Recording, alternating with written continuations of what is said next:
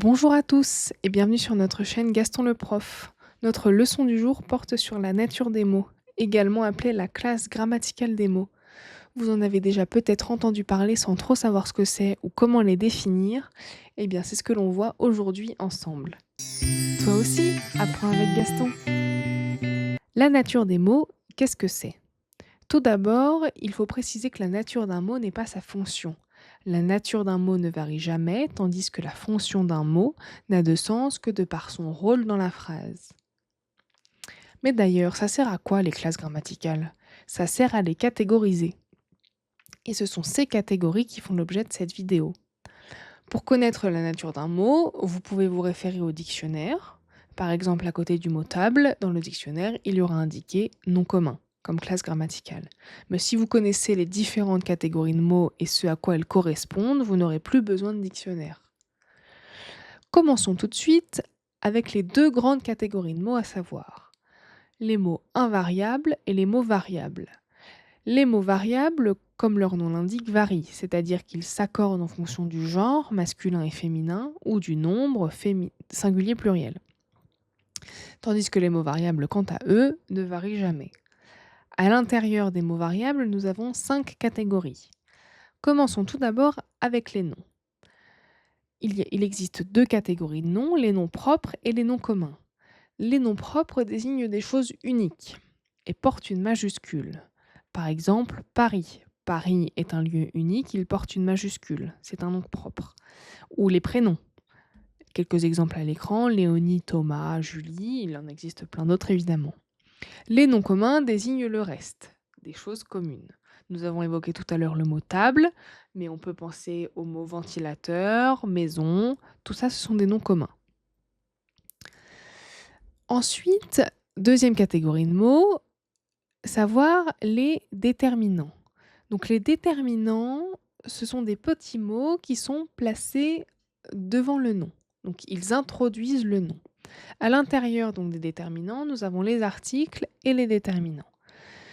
Donc les articles définis, indéfinis, il en existe d'autres qui feront l'objet donc d'une prochaine vidéo. Là, on est sur vraiment une vidéo de présentation. Voilà, donc je reprends. Donc les articles définis, le, la, les, indéfinis, une, un et des, et les déterminants parmi les catégories de déterminants les plus connues, donc les déterminants possessifs et démonstratifs.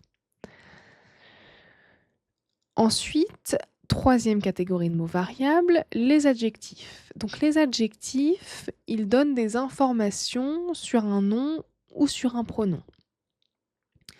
Quelques exemples pour que vous vous figuriez un peu plus. Donc la voiture bleue. Bleu renseigne sur le mot voiture, renseigne sur la couleur de la voiture.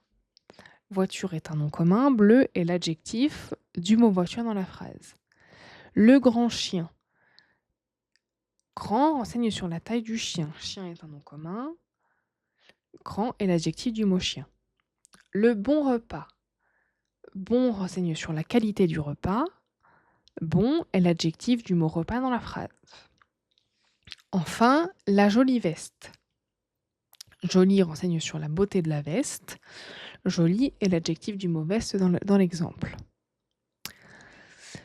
Pour faire une phrase, donc là nous avons vu le nom, l'adjectif et le déterminant, mais il nous faut un verbe.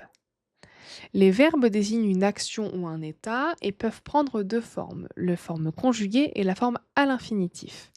Donc on met de côté les auxiliaires avoir et être pour catégoriser les verbes à l'infinitif. On a donc 3 grandes catégories, ER, IR et les autres verbes. Et de l'autre côté, nous avons les verbes conjugués qui prennent une forme particulière en fonction du temps employé. Un exemple, il danse, donc danse est conjugué au présent de l'indicatif, et le verbe danser est l'infinitif donc du verbe. Les pronoms donc, désignent des personnes ou remplacent un nom ou un groupe nominal. Il existe donc plusieurs catégories de pronoms. Les plus connus sont les pronoms personnels.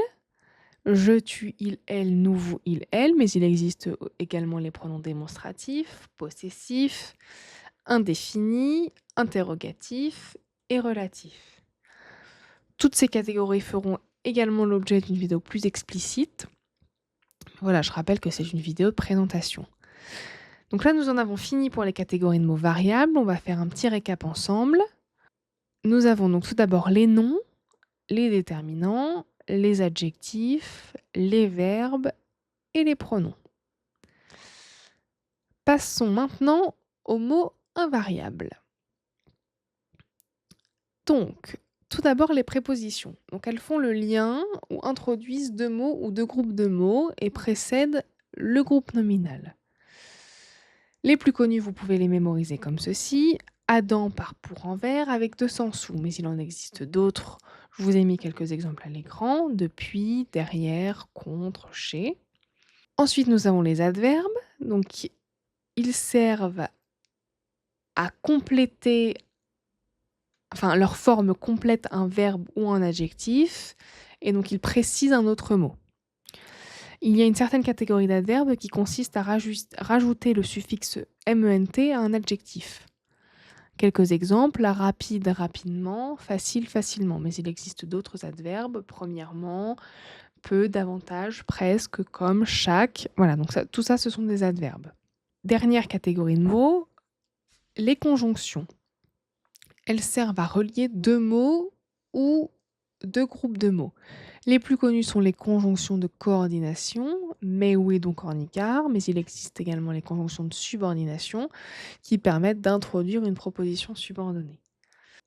Voilà donc pour les principales catégories de mots. On va faire un petit récap sur les catégories invariables avec les prépositions, les adverbes et les conjonctions. Il existe une dernière catégorie de mots que je ne vous ai pas présentée ici, savoir les interjections. Mais voilà, ça, elle relève principalement du domaine de l'oralité. Par exemple, le mot boum ou ah, comme dans les BD. Donc voilà, ça, ce sont une catégorie de mots qui n'a pas été présentée ici. Maintenant, je vous propose un petit exercice. Vous allez devoir identifier la catégorie du mot en rouge, donc sur les phrases suivantes. Commençons maintenant. Gaston parle à son frère. Quelle est la catégorie du mot Gaston? Et oui, c'est un nom propre. Gaston porte une majuscule et désigne quelque chose d'unique. Deuxième phrase. Léonie joue avec Gaston. Quelle est la nature du mot joue? Il s'agit d'un verbe conjugué. Donc, jouer, verbe à l'infinitif, joue dans la phrase, verbe conjugué.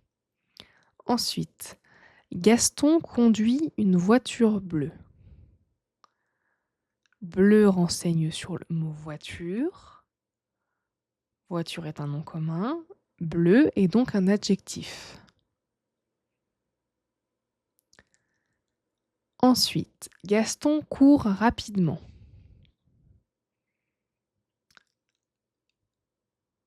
Rapide est un adjectif auquel on a rajouté le suffixe ment. Rapidement est donc un adverbe qui complète le verbe court dans la phrase. Enfin, le stylo de Gaston est sur le bureau. Sur précède le groupe nominal le bureau. Sur est une préposition. Voilà, j'espère que cette vidéo vous aura plu. N'hésitez pas à me l'indiquer dans les commentaires. À bientôt. Toi aussi, apprends avec Gaston.